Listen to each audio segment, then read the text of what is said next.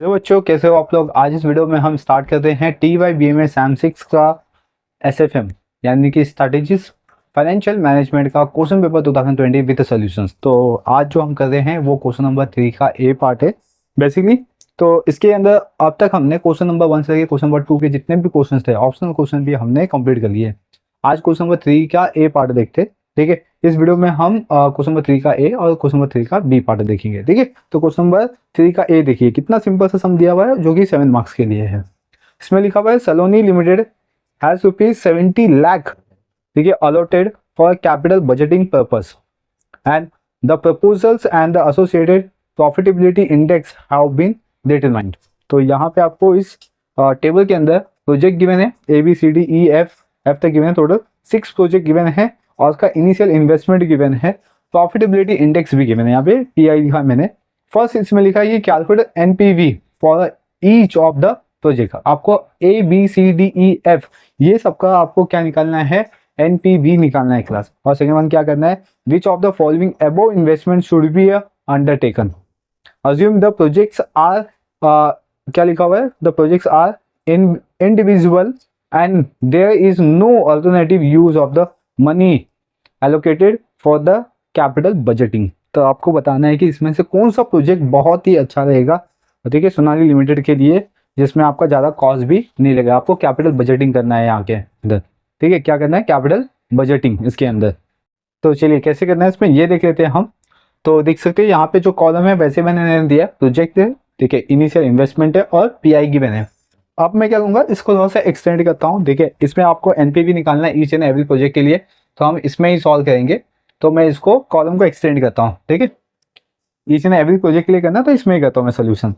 तो अभी initial investment को PI से मल्टीप्लाई करेंगे तो हमें क्या मिल जाएगा, कैश इनफ्लो मिल जाएगा, जिसको मैं CIF लिख रहा हूँ, कैश इनफ्लो, ठीक है। अब ईच एंड एवरी प्रोजेक्ट का मल्टीप्लाई कर देना है। फर्स्ट 21 लाख का 1.22 में मल्टीप्लाई करूंगा तो आंसर आएगा 25,62,000, ठीक है, ये आ गया।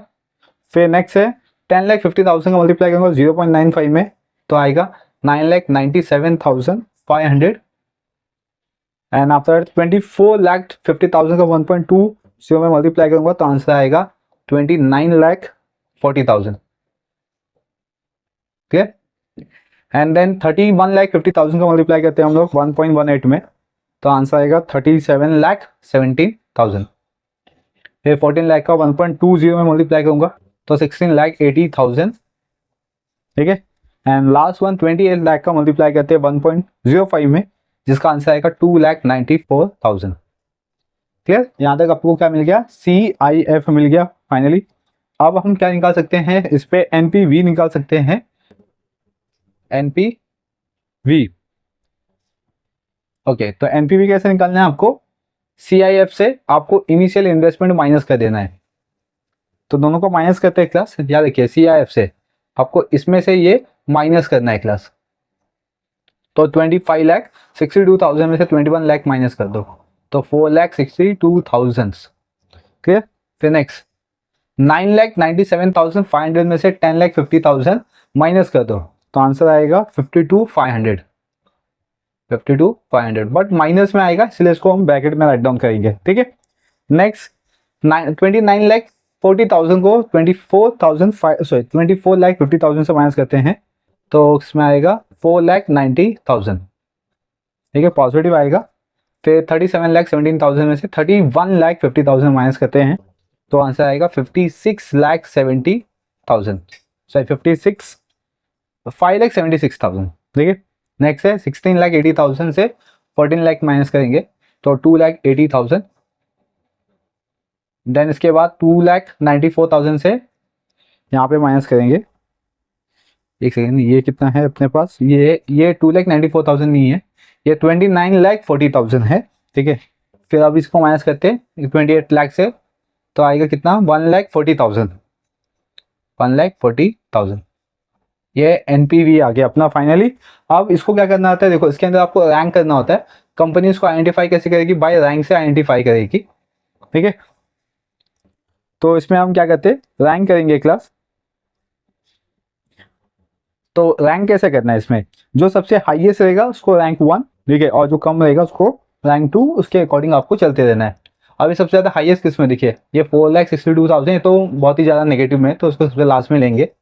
फिर 4,90,000 है यहाँ पे, 4,62,000 है, 5,67,000 है, 2,80,000, 1,40,000, दैट इज में 5 लाख। डी जो प्रोजेक्ट डी है उसको रैंक 1 करेंगे हम लोग, ठीक है। फिर इसके बाद 5 लाख के बाद क्या आएगा, 4,90,000 ये हो गया। फिर इसके बाद यहाँ पे जाएंगे, ठीक है, 4,62,000 3 हो गया। फिर 4 लाख के बाद यहाँ पे 2 लाख पे आते हैं, तो ये 4 हो गया। 2 लाख के बाद ये 1,40,000, फिर इसके बाद ये 6, ठीक है, रैंक कर दिया। अभी यहाँ पे सम्स अपना कंप्लीट हो गया, बस आपको इतना ही करना था। इसमें आपको क्या पूछा हुआ, ये फर्स्ट क्वेश्चन हो गया, ठीक है। फर्स्ट क्वेश्चन में आपको एनपीवी तक करना था, और जो रैंक किया है हमने वो सेकंड क्वेश्चन से स्टार्ट है, जिसमें लिखा है कि विच of the above investment should be undertaken. तो कौन सा हमें, मतलब जो सोनाली लिमिटेड है वो कौन सा अंडरटेकन करेगी, ये आपको बताना है। और इस पर आपको इंडिविजुअल बताना है, ठीक है, कि इसमें जो प्रोजेक्ट्स है वो कौन सा ज़्यादा बेनिफिट होगा सोनाली लिमिटेड के लिए। तो इसमें लिखते हैं इफ प्रोजेक्ट, ठीक है, इफ प्रोजेक्ट आर इंडिविजुअल, ठीक है। तो उसके लिए आपको क्या चाहिए, आप कोई भी प्रोजेक्ट का इधर पे कंबाइन करके ले सकते हो। तो इसमें हम क्या कहते हैं, अभी एनपीवी लेना है आपको, ठीक है, और कैश आउटफ्लो देखना है कि कितना है इसमें। एक सेकेंड, तो इसको हम लोग ऐसे लिखते हैं, मैं यहाँ पे हेडिंग देता हूँ सिर्फ प्रोजेक्ट, ठीक है, प्रोजेक्ट। फिर इसमें कैश आउटफ्लो अपना ये है, ठीक है, इनिशियल इन्वेस्टमेंट, क्योंकि यहाँ पे जाएगा। और फिर एनपीवी देखेंगे हम लोग, क्या देखेंगे, एनपीवी। टोटल 70 लाख का आपका इन्वेस्टमेंट है। तो इसमें हम क्या दे सकते हैं, जो सबसे ज़्यादा बेनिफिट दे सकते हैं यहाँ पे, मैं इसे हटा देता हूँ। देखिए फर्स्ट तो इसमें आपका सबसे ज़्यादा अमाउंट पे किसी को भी ऐड कर लेना है, देखिए कोई भी 3 प्रोजेक्ट को ऐड करके देखना है कि कितना आएगा।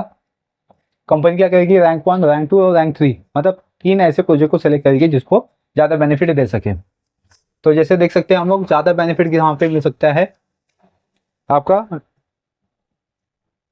कोई भी ले सकते हो, हाँ करना तो सभी है, आपको ऐसा चेक करना है आपको, ठीक है, कि किसमें ज़्यादा बेनिफिट मिल सकता है। जैसे फर्स्ट हम चेक कर सकते हैं, इसमें DCE लेते हैं हम लोग, DCE, एक ये हो गया, DCE देखो, DCE, इसको ऐड कर लो। देखिए इसको ऐड करने पे कितना आएगा, बेसिकली अपना इनिशियल इन्वेस्टमेंट चाहिए ना आपको, तो इसको ऐड करते हैं, इसको ऐड करने पे कितना आता है, तो 2 + 3 5, 5 + 6 6, इधर हो जाएगा 7, 70।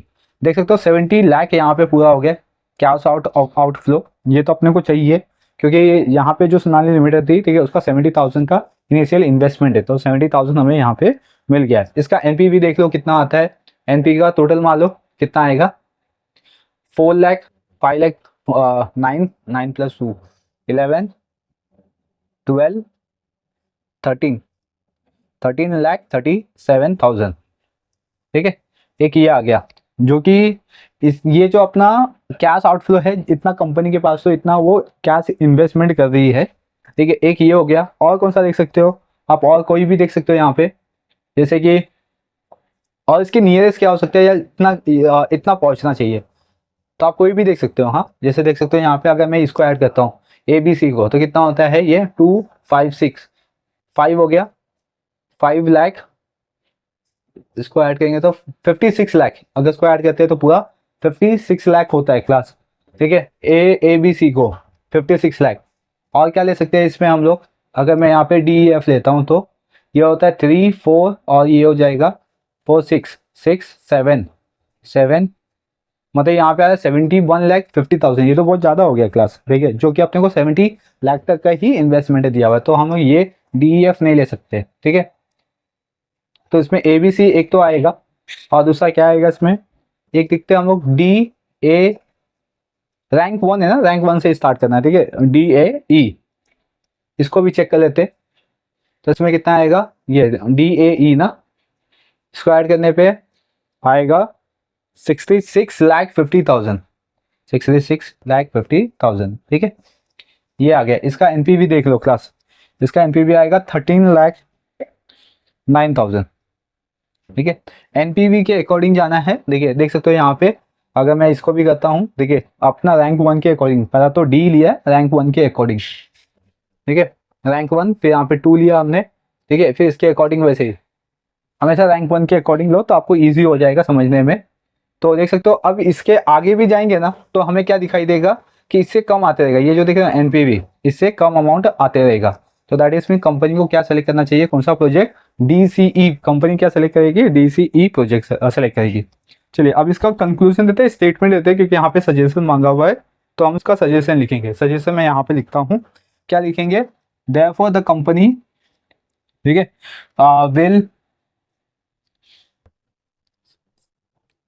Will maximum its NPV by undertaking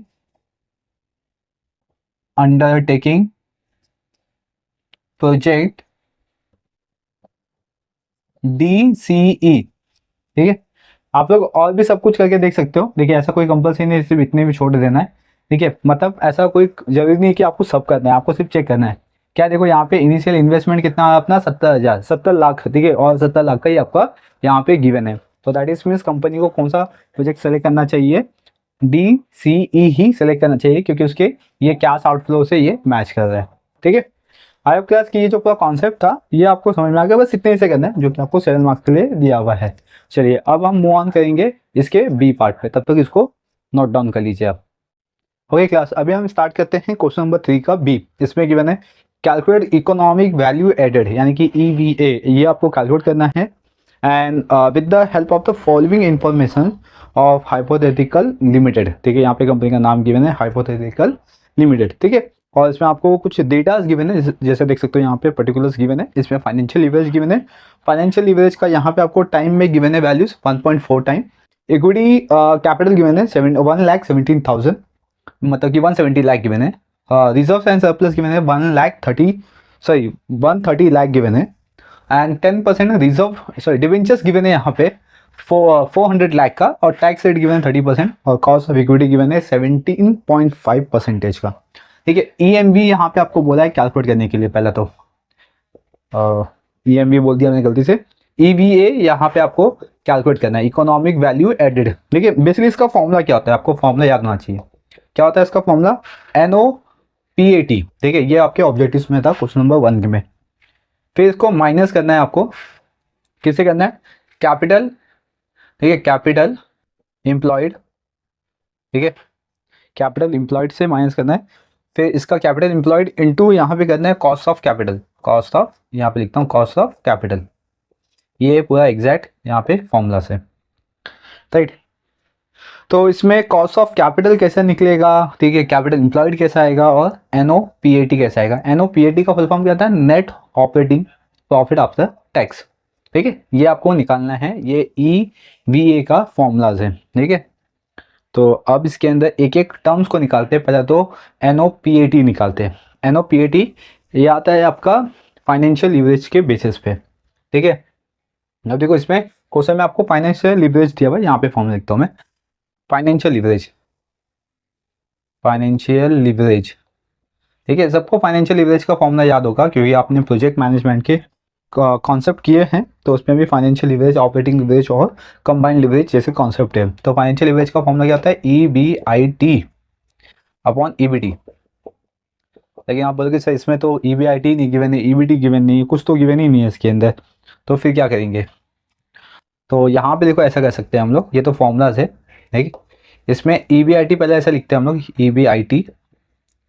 EBT कैसे निकाल सकते हैं हम लोग, EBIT जो होता है ना, उसमें से हम क्या कर सकते हैं, इंटरेस्ट माइनस कर देंगे, तो हमें क्या मिल जाएगा, EBT मिलता है, बराबर, ये अपना फॉर्मेट होता है। तो ऐसे दो फॉर्मूलाज अपने पास बन सकते हैं यहाँ पे। तो अब हम क्या करेंगे, जो फाइनेंशियल लीवरेज है ना, देखो फाइनेंशियल लीवरेज का आपको वैल्यू गिवन है यहाँ पे, फाइनेंशियल लीवरेज की वैल्यू कितनी है 1.4, ठीक है। बट इसमें देख सकते हो आप इंटरेस्ट चाहिए आपको, फाइनेंशियल लीवरेज है, इंटरेस्ट है कि आपके पास, इसमें इंटरेस्ट किस पे लगता है, डिवेंचर्स पे, किस पे लगता है, डिवेंचर्स पे। डिवेंचर्स पे कितना गिवन है 10%, तो यहाँ पे कितना है 400 लाख है, इसका आपको 10% निकालना है, तो कितना आएगा आंसर। तो इसमें से एक जीरो कम कर दो, देखिए 10% का मतलब क्या होता है, एक जीरो कम कर दो तो आपको आ जाएगा। तो चलिए यहाँ पे करके देखते हैं पहला।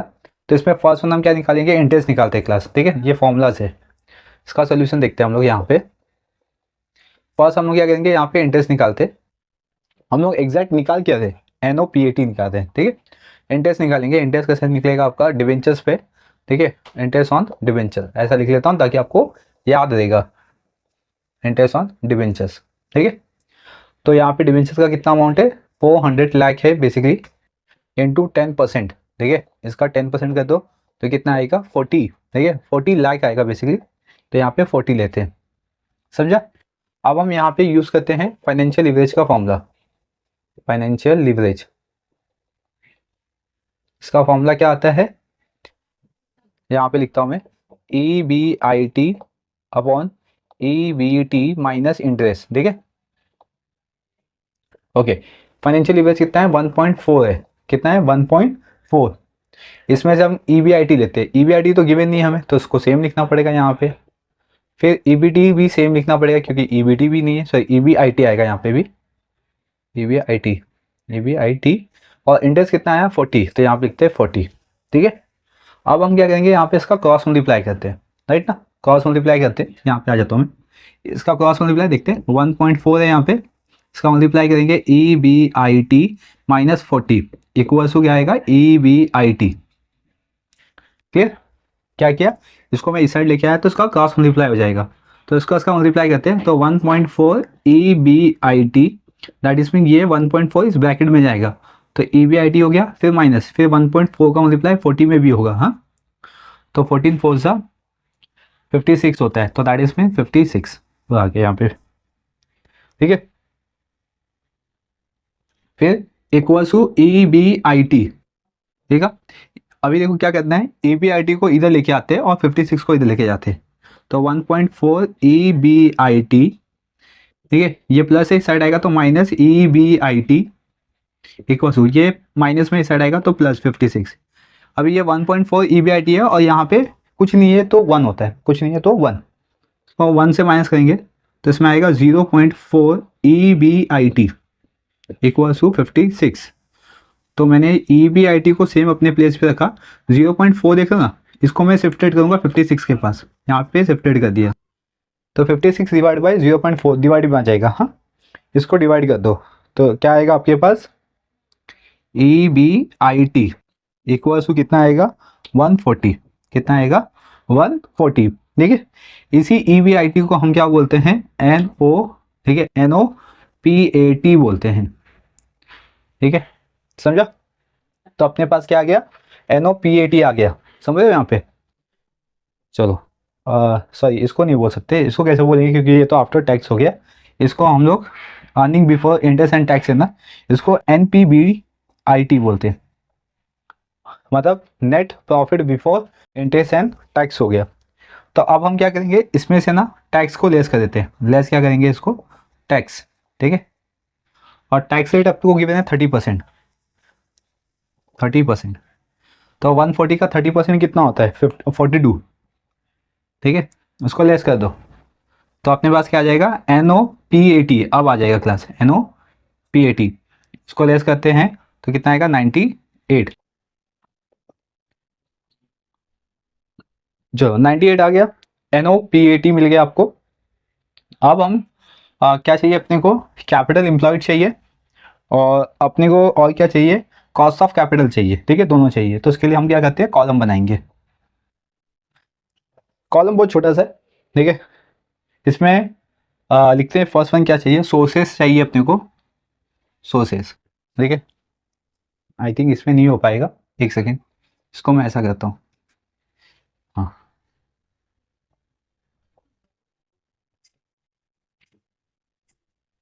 ठीक है, ये सब इसका पार्ट है, एक्चुअली फॉर्मूला बहुत ज़्यादा लेंदी हो गया। ठीक है, यहाँ पे देखो, अभी पहले क्या लिखते हैं, सोर्सेस।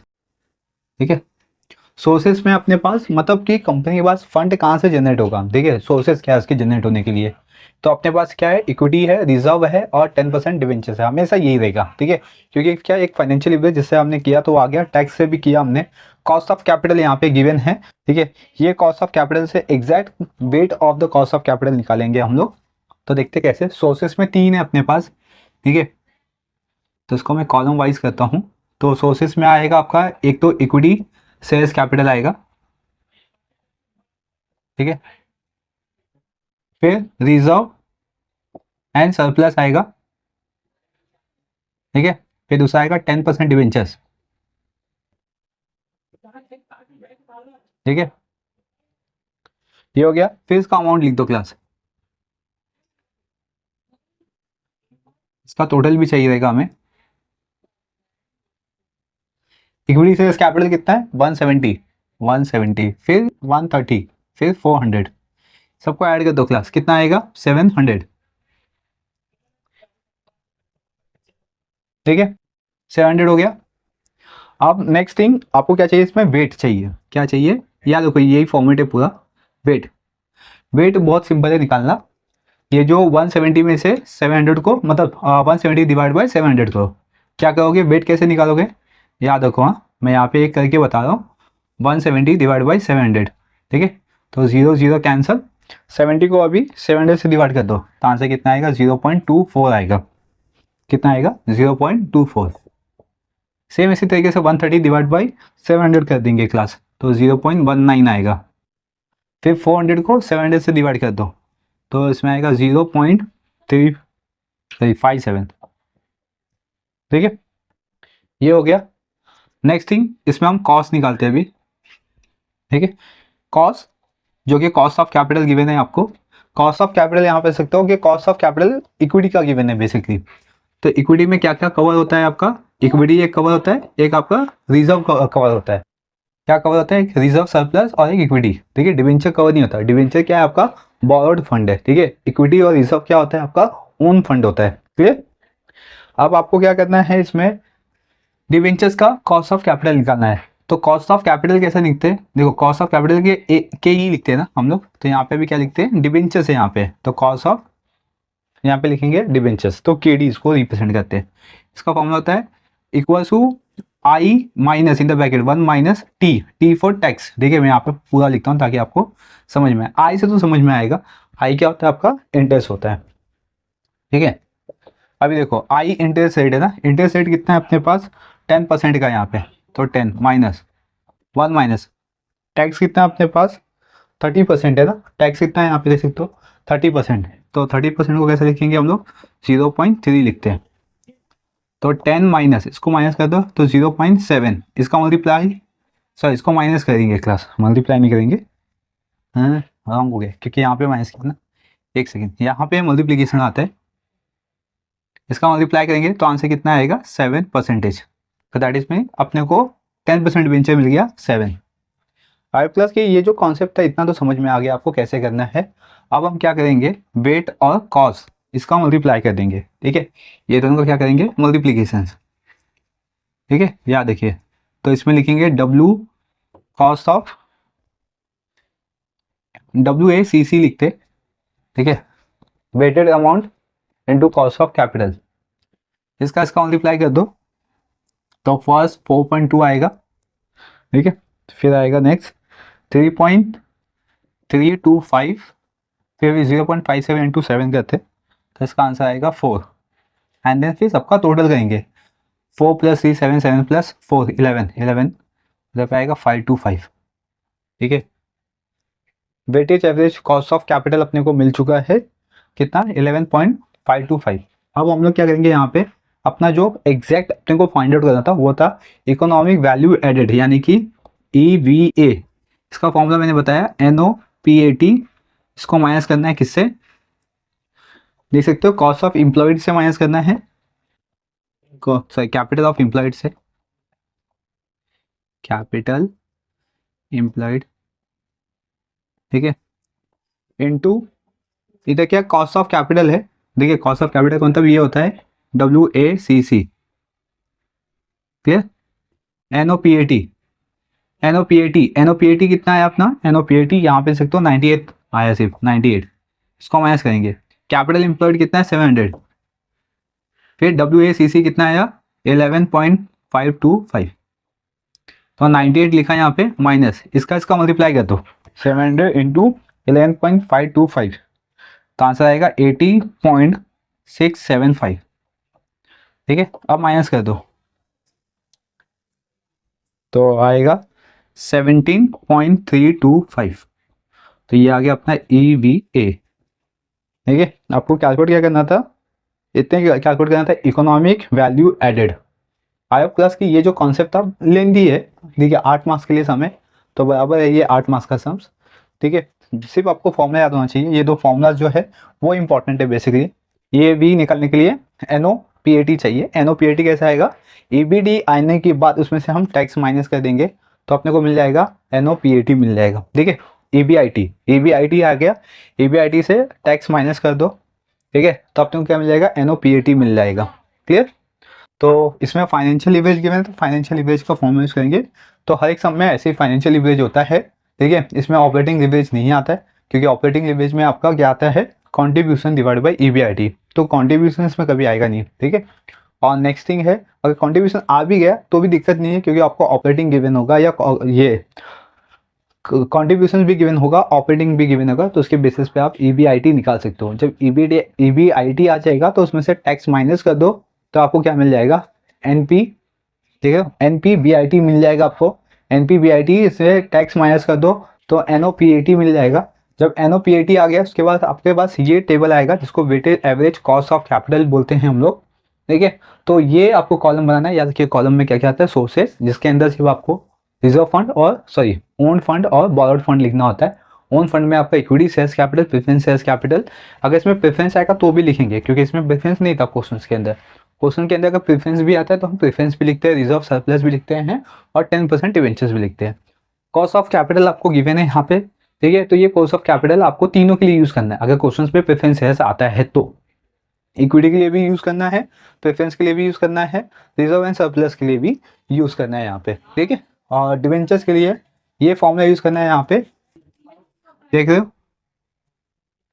तो KD equals to I into in the bracket 1 minus tax. ठीक है, टैक्स को कैसे लेना है, 0.3 में लेना है और 0.3 का इसका मल्टीप्लाई कर देना है आपको, तो आपको यहाँ पे मिल जाएगा कॉस्ट। वेट मिल गया, वेट समझा कैसा है, अमाउंट आपको गिवन है, अमाउंट का टोटल किया, उसको डिवाइड कर दिया तो आपको वेट आ गया, वेट से कॉस्ट का मल्टीप्लाई कर दिया तो आपको WACC मिल जाएगा। ठीक है, एक बार WACC मिल गया उसके बाद आपका पूरा सोल्यूशन आ जाएगा यहाँ।